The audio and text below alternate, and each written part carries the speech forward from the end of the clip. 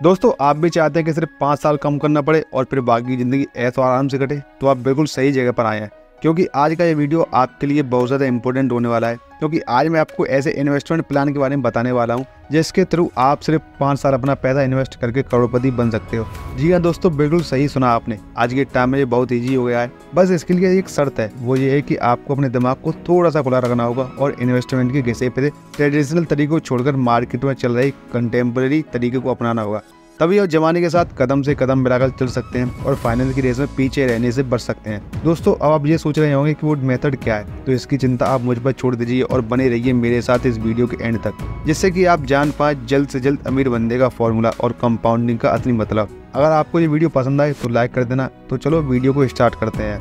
दोस्तों, 5 साल के इन्वेस्टिंग प्लान और कंपाउंडिंग के मैजिक को आसान भाषा में समझने के लिए हम एक स्टोरी का सहारा लेते हैं। ये कहानी है 3 दोस्तों की, राकेश, मुकेश और जिग्नेश। तीनों की बहुत अच्छी दोस्ती है, यानी बचपन से लेकर कॉलेज तक तीनों की दोस्ती लगातार बनी हुई है। कॉलेज खत्म होने के बाद तीनों पैसे कमाने के लिए अपना अपना करियर चुन लेते हैं। राकेश एक IT कंपनी में 40,000 की मंथली सैलरी पर काम करने लगता है। वहीं मुकेश एज अ सेल्समैन अपनी जर्नी शुरू कर देता है और मंथली 30,000 रुपये कमाने लगता है। लेकिन जिग्नेश इन सबसे अलग अपने फादर के बेकरी बिजनेस को रन करने लगता है। 22 की एज में तीनों की अर्निंग की शुरुआत तो हो जाती है, लेकिन किसी को कुछ समझ नहीं आता कि वो आखिर इन पैसों का क्या करें। मुकेश और जिग्नेश पैसा आना देख उसे उड़ाना शुरू कर देते हैं। रोज नए नए कपड़े, पार्टियां, गाड़ी, इन सब का शौक करना शुरू कर देते हैं। लेकिन वहीं राकेश अपने पैसे से और पैसा बनाने की तरकीब ढूंढना शुरू कर देता है। काफ़ी सारी रिसर्च करने के बाद उसे इन्वेस्टिंग और स्टॉक मार्केट के बारे में पता चलता है। पहले शुरुआत में तो जब लोगों से राकेश ने स्टॉक मार्केट के बारे में राय ली तो लोगों ने उसे बुरी तरह से डरा दिया। लेकिन जब उसने अलग अलग इन्वेस्टर को सुनना और उनकी बुक को पढ़ना स्टार्ट किया तो उसका ये डर भी दूर हो गया।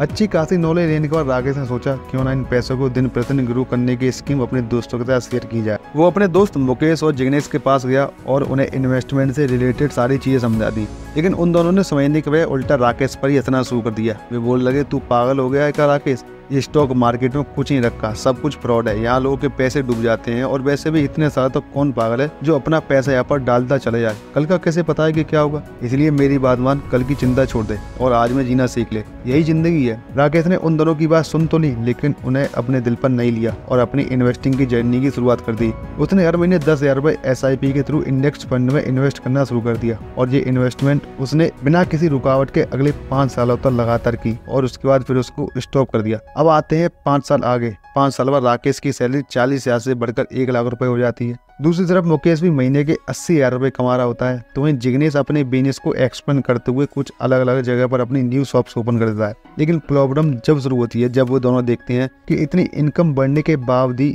उनके पास एक भी पैसा नहीं बच रहा। और दूसरी तरफ राकेश है, उसने इन्वेस्टमेंट को 5 साल तक कंटिन्यूस करने के बाद स्टॉप भी कर दिया और आजकल अपनी जिंदगी को बड़े ऐश और आराम से जी रहा है। इसे देखते हुए मुकेश जिग्नेश से कहता है कि यार भाई, राकेश सही कहता था, हम लोगों को भी स्टॉक मार्केट में इन्वेस्टमेंट कर देनी चाहिए ताकि हम भी अपनी लाइफ को इस EMI के जंजाल से निकाल सके और एंजॉय कर सके। इस पर जिग्नेश मुंह बनाते हुए कहता है कि रहने दे, स्टॉक मार्केट का चक्कर, ये सब फालतू की बात है, हम जैसे हैं वैसे ही ठीक है और हमें कम से कम पैसे डूबने का डर तो नहीं है। मुकेश को पता चल चुका था कि राकेश ही सही है। उसने जिग्नेश की बातों को साइड में किया और SIP के थ्रू हर महीने 10,000 रुपए इंडेक्स फंड में इन्वेस्ट करना शुरू कर दिया। इस इन्वेस्टमेंट को उसने अगले 7 साल तक रेगुलर रखा और 7 साल कंप्लीट होते ही उसको भी स्टॉप करा दिया। अब 7 साल बाद तीनों 34 साल के हो चुके थे, जहाँ उनके पास एक फैमिली की जिम्मेदारी भी आ चुकी थी। फैमिली प्रेशर इतना कि जिसे झेलना काफी ज्यादा मुश्किल हो गया था। लेकिन राकेश और मुकेश इस प्रेशर से फ्री हो चुके थे, क्योंकि उन्हें पता है कि अगर अब सेविंग कम भी होगी और इन्वेस्टमेंट के लिए पैसा भी नहीं बचेगा, तब भी उनका फ्यूचर सिक्योर है, क्योंकि वे पहले ही इतना इन्वेस्टमेंट कर चुके हैं।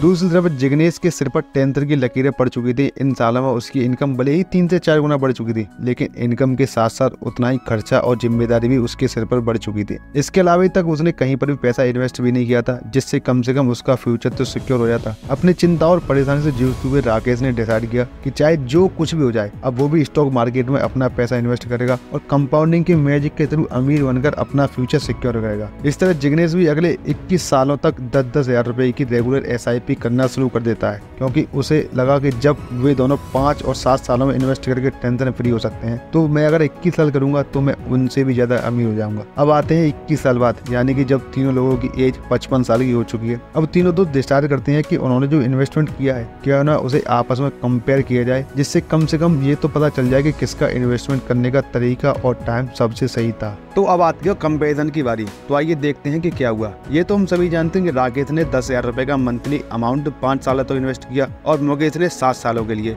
और वहीं जिग्नेश ने वही सेम अमाउंट 21 सालों के इन्वेस्ट किया था। अगर हम जनरली ऊपर से देखें तो हमें यही लगता है कि जिग्नेश ने 10,000 रुपए मंथली अमाउंट लगातार 21 सालों तक इन्वेस्ट किया है तो सबसे ज्यादा रिटर्न उसे ही मिलना चाहिए, लेकिन ऐसा बिल्कुल भी नहीं है। कंपाउंडिंग का मैजिक अमाउंट पर कम टाइम पर ज्यादा काम करता है। आइए देखते हैं कैसे। राकेश ने भले ही 5 सालों तक इन्वेस्ट किया और फिर उसे रोक दिया, लेकिन इसका मतलब ये बिल्कुल भी नहीं है कि उसकी ग्रोथ वहीं पर रुक गई। राकेश ने 5 साल बाद नया अमाउंट इन्वेस्ट तो नहीं किया, लेकिन जो पैसे वो इन्वेस्ट कर चुका था उसने उन्हें नहीं निकाला और लगातार इतने सालों तक उन पैसा के ऊपर कंपाउंडिंग के इंटरेस्ट का जादू चलने दिया। और यही काम मुकेश ने किया। उसने भी अपने पैसों के ऊपर कंपाउंडिंग इंटरेस्ट चलते रहने दिया और उसे लगातार ग्रो होने दिया। अब आते हैं कैलकुलेशन पर। तो सबसे पहले कैलकुलेट करते हैं जिग्नेश का अमाउंट। जिग्नेश ने 10,000 रुपए मंथली 21 सालों तक इन्वेस्ट किए, यानी कि उसने 21 सालों में टोटल 25,20,000 रुपए इन्वेस्ट किए और 15% के रेट के हिसाब से उसे 21 साल बाद रिटर्न के रूप में 1,77,26,000 रुपए मिले। और वहीं मुकेश ने 10,000 रुपए मंथली का अमाउंट 7 सालों तक इन्वेस्ट किया, यानी कि उसने टोटल 8,40,000 रुपए इन्वेस्ट किए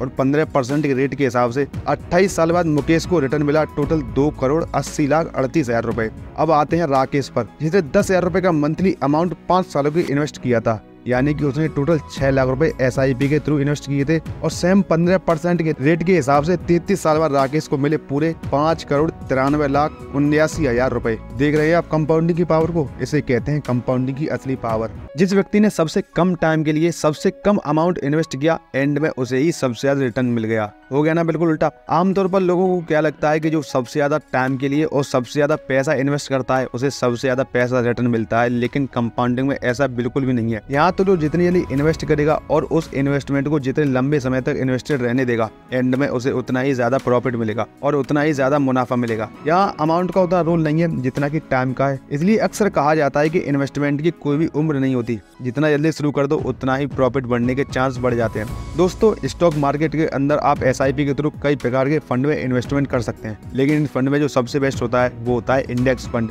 क्योंकि इसके अंदर गवर्नमेंट द्वारा उन्हीं कंपनीज को रखा जाता है जिसकी परफॉर्मेंस सबसे अच्छी है और इनका नाम टॉप 50 कंपनीज में आता है। दूसरा, अगर किसी कंपनी की परफॉर्मेंस में बिगड़ जाए तो उस ग्रुप से उसे बाहर भी कर दिया जाता है और इसे रिप्लेस करके ऐसी कंपनी को शामिल कर लिया जाता है जो अभी बेहतर परफॉर्म कर रही है। इस तरह आपकी चिंता बिल्कुल खत्म हो जाती है कि कौन सी कंपनी इन्वेस्ट करें और कौन सी में ना करें। एक बार SIP के थ्रू इंडेक्स फंड में अपनी इन्वेस्टमेंट अमाउंट लिमिट फिक्स कर दें, बस उसके बाद हर महीने ऑटोमेटिक वो अमाउंट मार्केट के बेस पर टॉप 50 कंपनी में इन्वेस्ट होता रहेगा और आप लॉन्ग टर्म में 13 से 15% का रिटर्न हासिल कर सकते हो। दोस्तों, SIP के थ्रू मिलने वाले रिटर्न कैसे होंगे ये 3 चीजों पर डिपेंड करता है। सबसे पहला है कि आपने कितना अमाउंट इन्वेस्ट किया, और दूसरा है कि आपने वो अमाउंट कितने टाइम के लिए इन्वेस्टेड रहने दिया, और तीसरा है कि उस अमाउंट को आपने कहां पर इन्वेस्ट किया। आज के समय में आपको SIP शुरू करने के लिए लाखों रुपए की जरूरत नहीं है, बल्कि आज तो आप मात्र 500 रुपए महीने के इन्वेस्टमेंट से भी SIP शुरू कर सकते हो। दूसरी बात है टाइम की। इंडिया में ज्यादातर एक्सपर्ट्स का मानना है कि लोग SIP की शुरुआत बड़े ही एक्साइटमेंट के साथ करते हैं, मगर पता नहीं क्यों बीच में ही छोड़ देते हैं। इंडिया में ज्यादातर लोगों ने अपनी SIP को 2 साल के अंदर ही बंद कर दिया है। कंपाउंडिंग के पावर को देखने के लिए आपका पेशेंस रखना बहुत जरूरी है, तभी वो अपना कमाल दिखा पाएंगे, वरना शुरू में तो आपको यही लगेगा कि आपका पैसा ग्रो ही नहीं हो रहा है। SIP एक लॉन्ग टर्म इन्वेस्टमेंट है, ना कि एक शॉर्ट टर्म। इसके लिए आपका लॉन्ग टर्म तक वेट करना और डटे रहना बहुत जरूरी है।